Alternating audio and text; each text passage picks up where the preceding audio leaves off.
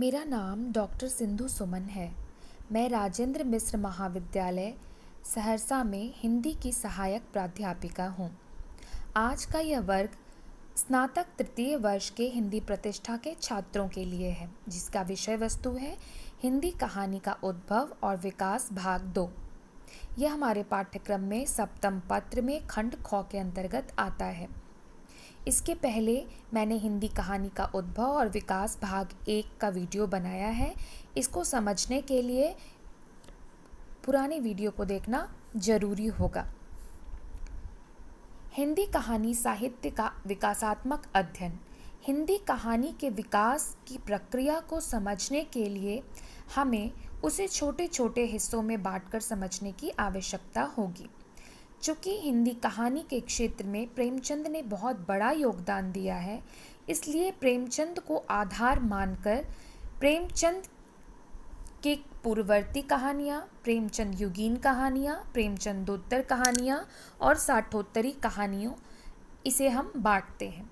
प्रेमचंद की पूर्ववर्ती कहानियों के अंतर्गत वो कहानियाँ आती हैं जिसने प्रेमचंद के साहित्य जगत में पदार्पण के पहले लिखी गई। प्रेमचंद युगीन कहानियाँ वो कहानियाँ हैं जिसमें प्रेमचंद जी ने कहानियाँ लिखी।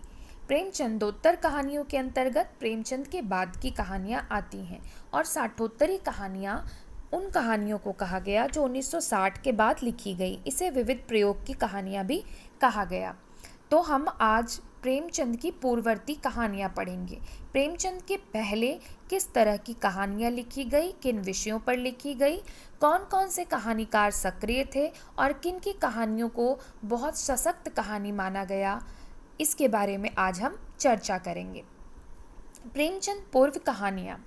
प्रेमचंद पूर्व कहानी हिंदी कहानियों को प्रयोग काल कहा जाता है, क्योंकि इस समय में शिल्प के स्तर पर, विषय वस्तु के स्तर पर तरह तरह के प्रयोग हो रहे थे और ये सारे प्रयोग बहुत ही छोटे स्तर पर हो रहे थे। इसलिए इसे शैशवावस्था या बाल्यावस्था का काल भी कहा जाता है, क्योंकि इस समय हिंदी की स्थिति बहुत प्रौढ़ और परिष्कृत नहीं थी।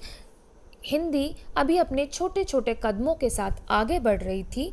इसलिए प्रेमचंद पूर्व की कहानियों को प्रयोग काल या बाल्यावस्था का काल कहते हैं। इस काल में हिंदी कहानी अपना स्वरूप ग्रहण कर रही थी, उसकी शिल्प विधि का विकास हो रहा था और नए नए विषयों पर कहानियाँ लिखी जा रही थी। हिंदी की प्रथम कहानी के अंतर्गत जिन कहानियों का उल्लेख किया जाता है वो हैं रानी केतकी की कहानी, जिसे मुंशी इंसाअल्लाह खां ने लिखा है, शिव प्रसाद सितारे हिंद की राजा भोज का सपना, किशोरी लाल गोस्वामी रचित इंदुमती, बंग महिला कृत दुलाई वाली, माधव राव सप्रे की रचना एक टोकरी भर मिट्टी, आचार्य रामचंद्र शुक्ल की रचना 11 वर्ष का समय। यहाँ यह द्रष्टव्य है कि सन 1901 में एक टोकरी भर मिट्टी कहानी का प्रकाशन छत्तीसगढ़ मित्र नामक पत्रिका में हुआ था, जिसे नवीन अनुसंधानों के आधार पर हिंदी की सर्वप्रथम मौलिक कहानी कहा जाने लगा। इन कहानियों के अतिरिक्त इस काल में लिखी गई कई सारी प्रसिद्ध कहानियाँ भी हैं। माधव प्रसाद मिश्र की मन की चंचलता, लाला भगवान दीन की प्लेग की चुड़ैल, वृंदावन लाल वर्मा की राखी बंद भाई और नकली किला, विश्वंभर नाथ शर्मा कौशिक की रक्षाबंधन, ज्वाला दत्त शर्मा की मिलन। वस्तुतः सरस्वती पत्रिका में प्रकाशित कहानियों ने हिंदी कहानी को एक दिशा प्रदान की और हिंदी कहानी अपने विकास पथ पर अग्रसर हुई। सरस्वती पत्रिका उस ज़माने की बेहतरीन पत्रिकाओं में शुमार थी। हिंदी में मौलिक कहानी की उद्भावना सन 1900 से सरस्वती पत्रिका के प्रकाशन के साथ ही हुई। सरस्वती में सन 1900 ईस्वी में पंडित किशोरी लाल गोस्वामी की इंदुमती कहानी प्रकाशित हुई। उसके बाद आचार्य रामचंद्र शुक्ल की 11 वर्ष का समय, बंग महिला की दुलाई वाली, गिरिजा दत्त बाजपेयी की पंडित पंडितानी आदि विभिन्न कहानियाँ प्रकाश में आने लगी। उक्त सभी कहानियाँ इसी पत्रिका में प्रकाशित हुई थी।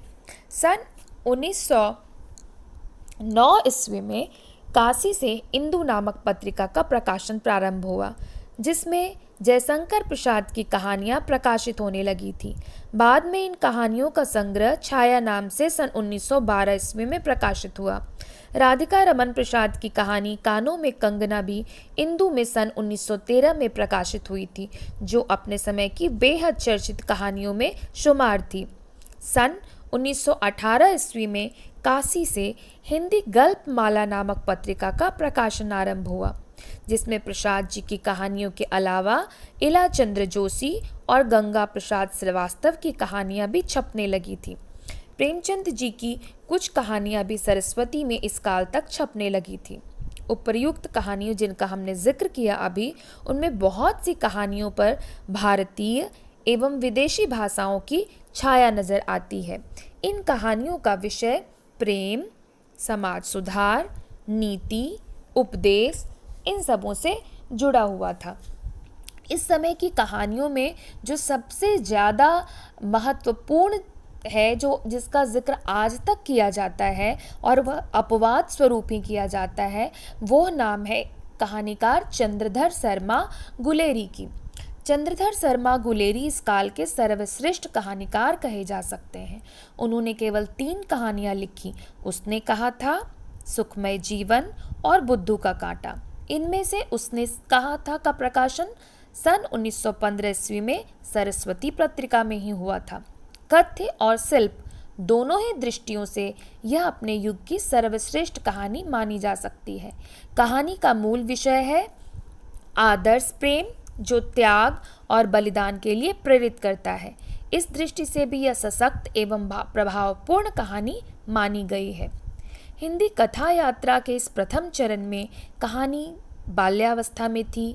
प्रेमचंद के आगमन से पूर्व हिंदी कहानी का कोई सशक्त रूप नहीं उभर पाया था, लेकिन अपवाद स्वरूप ही गुलेरी जी और प्रसाद जी की कहानियों को लिया जा सकता है।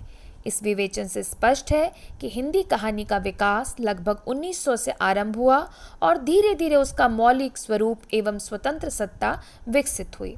उसने कहा था, कहानी को हिंदी कहानी के विकास के प्रथम सोपान की महत्वपूर्ण उपलब्धि कहा जा सकता है। इस तरह हमने आज प्रेमचंद के पूर्ववर्ती कहानियों के बारे में अध्ययन किया और इसी सिलसिले में नेक्स्ट वीडियो में हम प्रेमचंद की कहानी कला को, उनके युग की लेखनी को और गहराई से और सूक्ष्मता से जानने की कोशिश करेंगे। धन्यवाद।